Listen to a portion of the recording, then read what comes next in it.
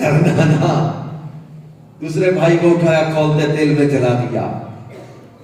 अब तीसरे भाई को गुस्से में बादशाह मारने लगा कि इनको मौत का डरावा दिया, नहीं डरे, जलते तेल में डाल दिया, नहीं डरे, ये क्या लोग हैं, मारने लगे। बादशाह के वजीर आगे बढ़ा, उसने कहा कि अगर तुम मुझे 40 दिन की मोहलत दो, इस नौजवान को मैं अपने मजहब में ले आऊं। उसने कहा मैं तुम्हें अपनी फौज का सिपा सालार भी बना दूंगा, फला फला इलाके तेरे नाम कर दूंगा, अगर तू इसको अपने मजहब में ले आए। वजीर उस नौजवान को अपने घर ले गया। अब सोचने लगा कि कैसे इसको अपने मजहब में लाना है। उस वजीर की बेटी उस मुल्क की हसीन तरीन लड़कियों में से थी और उसके लिए बड़े बड़े बादशाहों के शहजादों के रिश्ते आते थे। उसने पूछा अपने बाप से क्यों परेशान। उसने कहा कि नौजवान है, अरब का रहने वाला है, इसको अपने मजहब में लाना है, मैं सोच रहा हूं कैसे क्या करूं। उस लड़की ने हंस के कहा, इस नौजवान को अपने मजहब में लाना मेरे बाएं हाथ का खेल है, ये तो मसला ही कोई नहीं, एक बात मुझ पे तुम छोड़ दो। वो लड़की उसके कमरे में रात को गई। जैसे ही उस नौजवान के कमरे में दाखिल हुई, उस नौजवान ने आंखें बंद की और कुरान की तिलावत करने लगा। जिनके सीनों में कुरान होता है ना,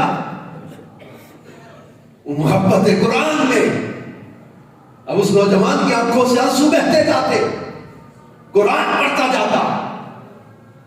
कई बार वो लड़की उसके कमरे में गई, जैसे वो दाखिल होती है वो नौजवान कुरान पढ़ रहा, कुरान पाक की तिलावत कर रहा है। अगले दिन फिर वो सच समझ के लड़की उसके कमरे में गई, जैसे उसने देखा उसने नवाफिल शुरू कर दिए। तीसरी बार फिर रात को गई, अगले दिन फिर वो नौजवान दुरूद पाक, तिलावत, नवाफिल। उस लड़की ने कहा लगता है इसके दोनों भाई इसी शहर में चूंकि शहीद किए गए, लिहाजा इसका यहाँ पर कोई सदमा है, कैफियत है, रोए जा रहा है, इसको मुझे किसी पुरफजा मकाम पे भेज दो मेरे साथ, किसी टूरिस्ट प्लेस पर, पुरफजा मकाम पर उनको भेज दिया गया।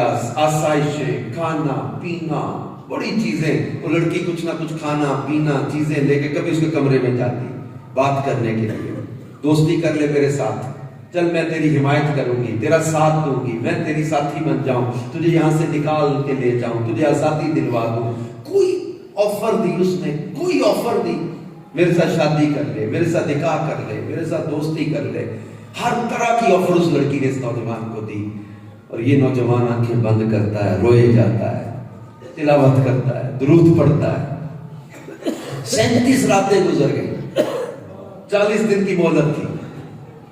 37 दिन रात उस लड़की ने कोशिश की इसके साथ दोस्ती करने की, बात करने की, इसको अपनी तरफ अट्रैक्ट करने की। ये नौजवान उठाता ही नहीं नजर।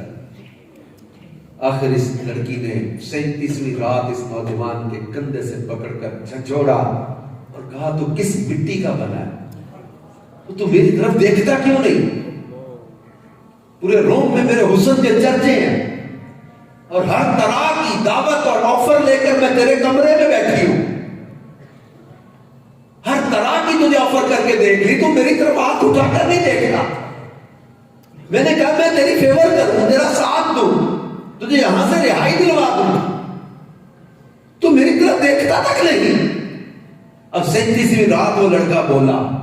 अब बोला तो क्या कहने लगा, तेरी तरफ तो नौजवानों नक्श करना नहीं है जुमले। वो कहता है उस लड़की से, तेरी तरफ तो वो देखे जिसका महबूब तुझसे कम हसीन,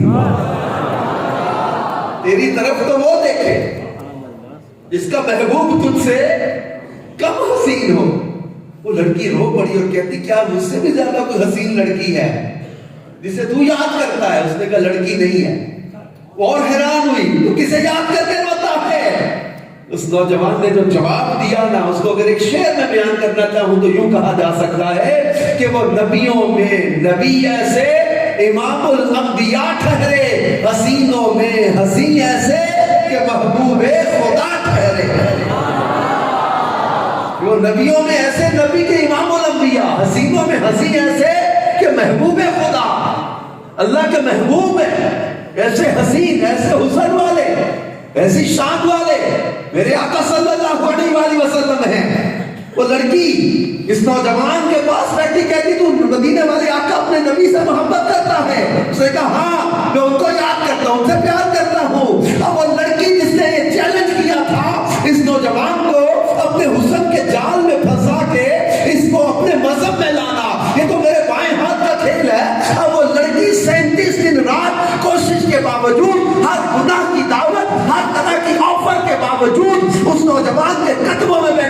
اور کہتی ہے کہ نوجوان، جس نبی کی محبت نے تجھے اتنا پاکیزہ بنا دیا، جس نبی کی محبت نے تیرے کردار کو، اخلاق کو، سوچوں کو اتنا پاکیزہ بنا دیا کہ روم کی سب سے حسین لڑکی تیرے کمرے میں بیٹھی ہو اور تم آنکھ اٹھا کر نہ دیکھے، اے نوجوان، جس نبی کی محبت انسان کو اتنا پاکیزہ کر دیتی ہے، کلمہ پڑھا کے مجھے بھی اس نبی کا امتی بنا کے چلا جا، کلمہ پڑھا کے مجھے بھی مسلمان بنا جا۔